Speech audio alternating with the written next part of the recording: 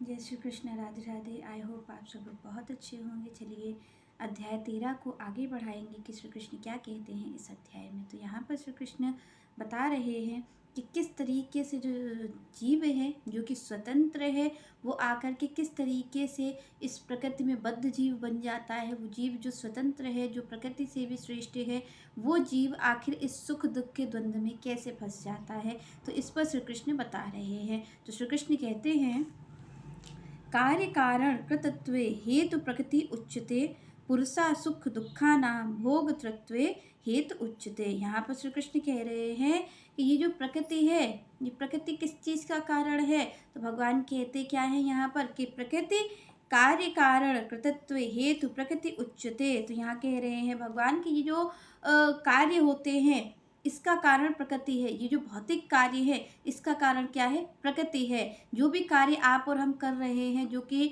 तीनों गुणों में रह कर के, सतोगुण, रजोगुण और तमोगुण, इन तीनों में रह कर के कोई ना कोई कार्य आप और हम कर रहे हैं।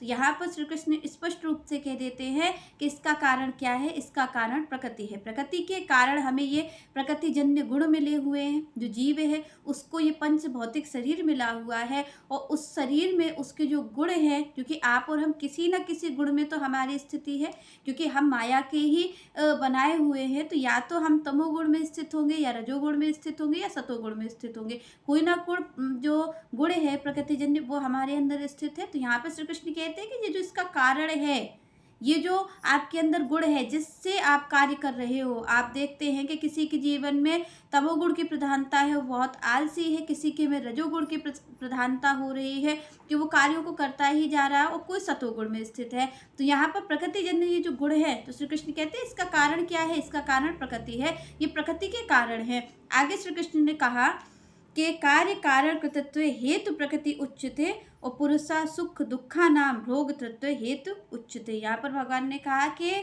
ये जो आप कार्य कर रहे हो इसका कारण तो प्रकृति है। ये जो तीनों गुण है आपके हमारे अंदर, इसका कारण तो प्रकृति है। और इस कार्य करने से जो सुख दुख आता है, भगवान कहते इसका कारण जीव है। इसको ये जो सुख दुख का नाम, यहाँ पर भगवान ने कहा कि ये जो सुख दुख प्राप्त होते हैं वो इस जीव को प्राप्त होते हैं, इस आत्मा को प्राप्त होते हैं।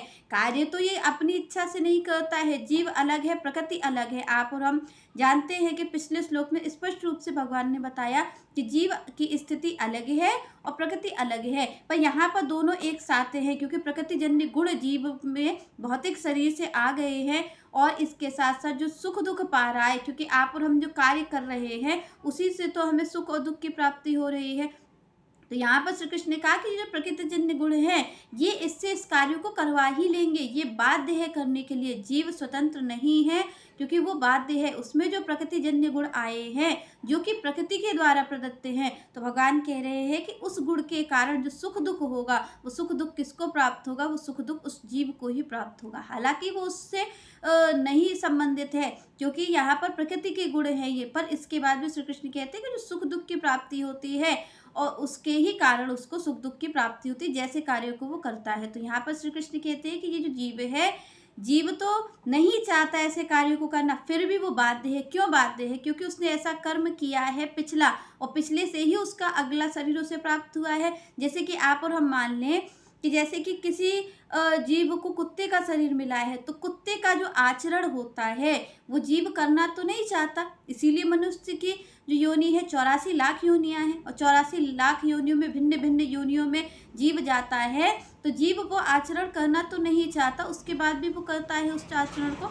जैसे कि मान लीजिए कि जीव तो वही है, उसे कुत्ते का शरीर प्राप्त हो गया है, शरीर तो उसको कर्म के हिसाब से कुत्ते का प्राप्त हो गया है, पर जीव तो वही है, पर उसको फिर भी आचरण कुत्ते वाला ही करना पड़ेगा। जैसे कुत्ता भौंकता है, जैसे वो कार्य करता है, तो वैसे ही जीव तो उसके अंदर वही बैठा हुआ है, पर उसके बाद भी उसको कार्य कुत्ते जैसा ही करना पड़ेगा, क्योंकि वो बाध्य है करने के लिए। क्योंकि ये प्रकृति का नियम है कि आपको जो शरीर प्राप्त हुआ है आपको उसी के अनुसार कार्य करना पड़ेगा। आपको ये स्वतंत्रता नहीं है कि आप अपने अनुसार कार्य करो, क्योंकि जीव तो उसके अंदर वही बैठा है, जो आपके अंदर बैठी है आत्मा वही उस कुत्ते के अंदर बैठी है। पर आप देखेंगे जो उसके अंदर बैठा है वो चाह करके भी इंसानों जैसा कार्य नहीं कर सकता, क्योंकि वो बाध्य है, क्योंकि प्रकृति ने उसको यही देह प्रदान की है तो जो देह प्रदान की उसी के अनुसार उसने उसको गुण भी प्रदान किए हैं, और अगर वो चाहे तो भी वो ऐसी चेष्टा नहीं कर सकता, क्योंकि वो बद्ध है, क्योंकि वो बद्ध जीव है, क्योंकि वो प्रकृतिजन्य उसमें गुण आए हैं।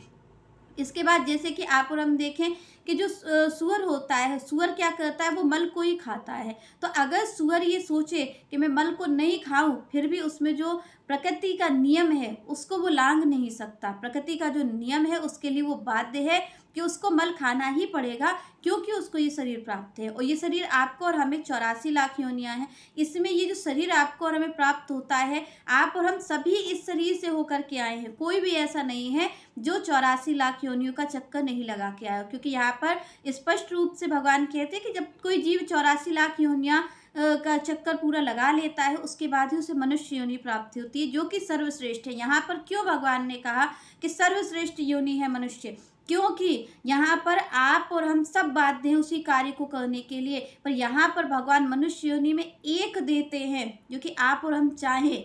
इसीलिए मनुष्य योनि, मनुष्य तन श्रेष्ठ है, क्योंकि आप सारे आप देखेंगे कि 83 लाख योनियां हैं, उनमें चाहे आप कुछ भी कर लें, पर आपको जो शरीर प्राप्त हुआ है आपको उसी के अनुसार कार्य करना पड़ेगा, चाहे इवन आप देवता ही क्यों ना बन जाएं। अगर आप देवता भी बन गए हैं तो देवता का भी जो गुण है वही प्रकृति आपको देगी, आप उसके गुण को लांघ नहीं सकते। आप और हम ये सोचें कि हम इस गुण को जो हमारे अंदर आया है हम इसको लांघ करके और हम कुछ नया कर सके, इसका प्रकृति आपको नहीं देगी, क्योंकि देवताओं का शरीर अगर आपको प्राप्त हुआ है तो देवताओं के ही कार्य आपको करने पड़ेंगे। पर यहाँ पर इसीलिए कहा गया कि सुर दुर्लभ सद ग्रंथन गावा, क्योंकि ये जो मनुष्य का तन है, यहाँ पर आप और हमें ये अनुमति मिलती है कि आप और हम चाहें तो हम श्री कृष्ण के चरणों के शरणागत हो सकते हैं। उसके बाद हम इन तीनों गुणों से अतीत हो सकते हैं, फिर हमें इन तीनों गुणों से पार जाने का जो एक मिलता है यहाँ पर ऑप्शन, वो केवल और केवल मनुष्य तन है। यहाँ पर इसीलिए इस मनुष्य तन की महिमा कही गई। तो ये भी कहा गया कि सुर दुर्लभ,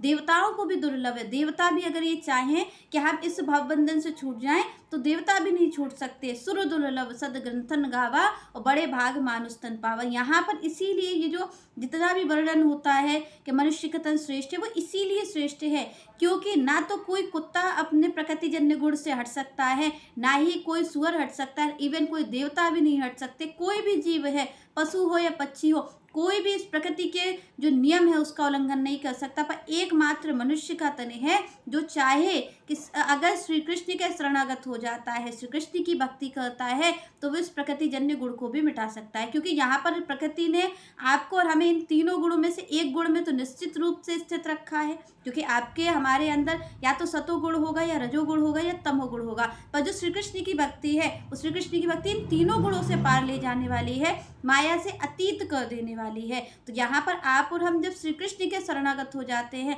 तब हम इन तीनों गुणों से ऊपर उठ जाते हैं, जो कि किसी भी योनि में संभव नहीं है। आप चाहे कितनी भी जन्म ले लें, पर एक मनुष्य तन ही है जिसमें इस प्रकृति के नियम को तोड़ा जा सकता है। अन्यथा आप और हम किसी भी जन्म में इस प्रकृति के बनाए हुए नियम को, अगर आपको जानवर का शरीर मिला है तो आप और हम सब बाध्य हैं उस जानवर के शरीर को उसका आचरण करने के लिए। जो शरीर आपको और हमें मिला है उसका आचरण हमें करना ही पड़ेगा। इसीलिए यहाँ पर मनुष्य का तन श्रेष्ठ कहा गया, क्योंकि एकमात्र मनुष्य का तन ही है। यहाँ पर भगवान ने भी कहा कि एकमात्र यही तन है जिससे आप और हम इस माया से पार जा सकते हैं। अन्यथा कोई भी शरीर धारण करके, अन्यथा जीव बार बार आता है, बार बार ये आवागमन लगा रहता है, और आवागमन के कारण ही हमारी दुर्गति होती है। आप देखिए कि देवताओं को भी सुख कहाँ है। आप और हम ये सोचते हैं जो हमारी चेष्टा रहती है, और इन चेष्टाओं के कारण ही तो हमें शरीर प्राप्त होते हैं। बार बार आप और हम देखते कि शरीर की जो प्राप्ति हो रही है, कोई सूकर कुकर बनता है, कोई देवता के पद पे जाके बैठ जाता है, तो ये किस कारण है? यहाँ पर श्री कृष्ण ने कहा ये जो प्रकृतिजन्य गुण है, प्रकृतिजन्य गुण आपसे कर्म करवा लेगा, उस कर्म से आप अगले जन्म के लिए फिक्स हो गए, क्योंकि आप और हमने कर्म किया और कर्म करने से हमारा अगला जन्म फिक्स हो गया कि हमें क्या बनना है। प्रकृति उस कार्य को करवा लेगी आपसे और हमसे, वो उससे ही दूसरा जन्म वो निश्चित कर देगी, और दूसरे जन्म में जाकर के आपको फिर उसी का कार्य करना है। पर इसीलिए मनुष्य तन श्रेष्ठ कहा गया, क्योंकि यहाँ पर आप और हमारा कर्म छूट सकता है। श्री कृष्ण कहते हैं कि आप मेरी भक्ति करो, और भक्ति यहाँ पर भगवान ने इसीलिए कहा निष्काम कर्म योग। यहाँ पर इसीलिए भगवान ने कहा कि जब तक कर्म है तब तक जब तक बीज डल रहा है, आप और हम बीज डाले हैं भूमि पर, तो वो फसल आएगी आएगी। पर श्री कृष्ण कहते हैं कि एकमात्र जो मनुष्य का तन है वही निष्काम हो सकता है। जब आपको हमारा कर्म छूटता है तभी आप और हम ये जो अगला जन्म, ये जो बार बार आप और हम जन्म लेते रहते हैं, ये जन्म की भी प्रक्रिया तभी छूटती है जब कर्म छूटता है। और कर्म कब छूटता है? जब हम श्री कृष्ण की भक्ति करते हैं, जब सारा कर्म हम उन्हें अर्पित कर देते हैं, उनके चरणों में अर्पित कर देते हैं, तब हमारा ये भवबंधन से हम मुक्ति पा पाते हैं। चलिए नेक्स्ट चर्चा हम नेक्स्ट वीडियो में करेंगे। तब तक के लिए जय श्री राधे, जय श्री कृष्ण।